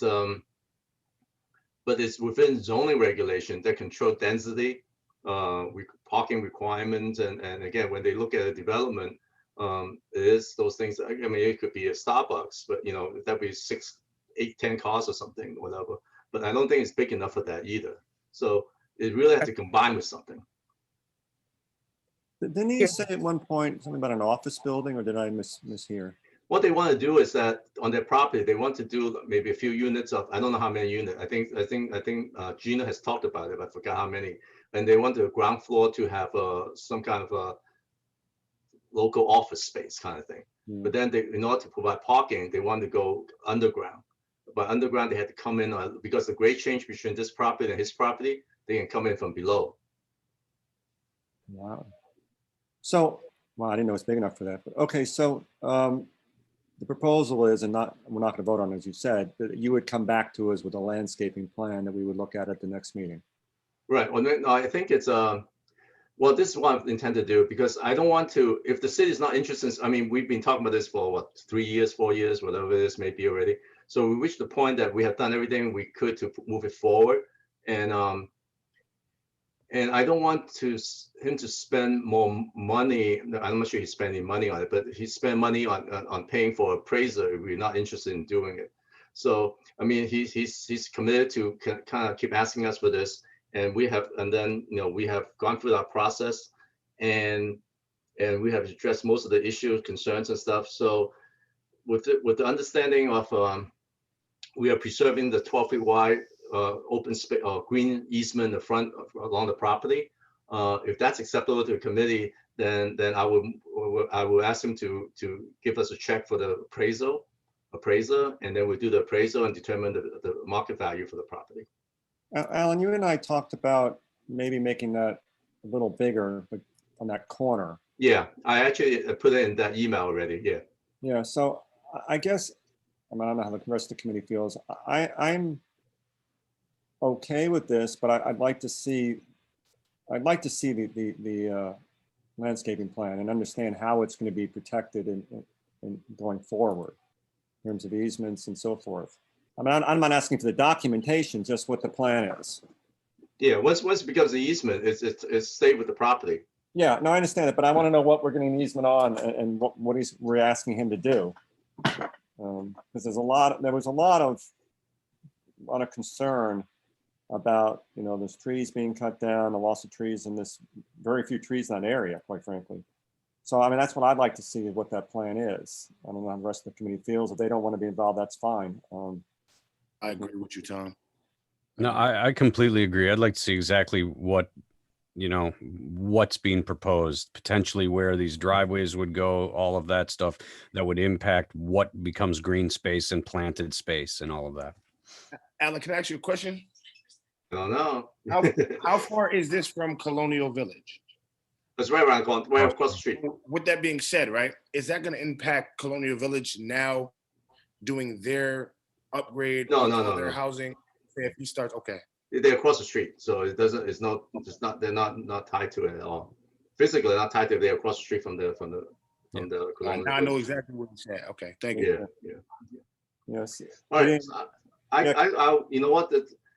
I will work with Gino to develop a landscape planting, size of trees, type of trees and stuff, and it'll be mostly trees, and I'll make I'll work it out with him, and then we'll bring a plan to the committee. The other thing, the only thing he doesn't know where the driveway opening is, and then what zoning is going to approve for. So and how we're going to use the property. So he just wanted to reserve the right to put 2 driveways in, maximum 2 driveways in, is because one may be in and the other way out kind of thing. It's you know, the zoning, when they go for approval and stuff, that's where they dictate how that works or doesn't work. I mean, so I think we were two driveway, but that's not the permanent location. Well, so long as we're taking into account the square footage of the driveways and how that would impact, you know, how many trees and how, you know, then I can understand that being moved, or if he only puts one driveway in, but that we don't get into. And I think Mr. Matera has been very straightforward with us. I look at down the future, the property sells, this easement is on it and it's not specified, and somebody comes in and says, well, I'm just going to cut the trees down and it's just going to be green grass. And, you know, I think we need to specify what, you know, a little bit more exacting about what this planting was going to look like. So. Yeah, I think that's not an issue. Your concern is something cut down in the future. That's something that I don't think we ever going to have any control over.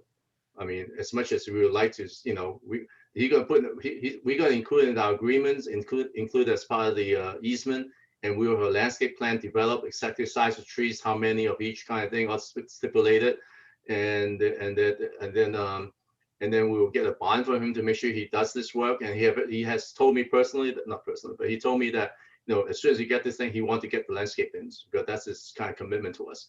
So, and we'll hold a bond in case he doesn't, kind of thing. And then, you know, what happened 10 years from now, 5 years from now, it's, I don't think we can ever put control on it.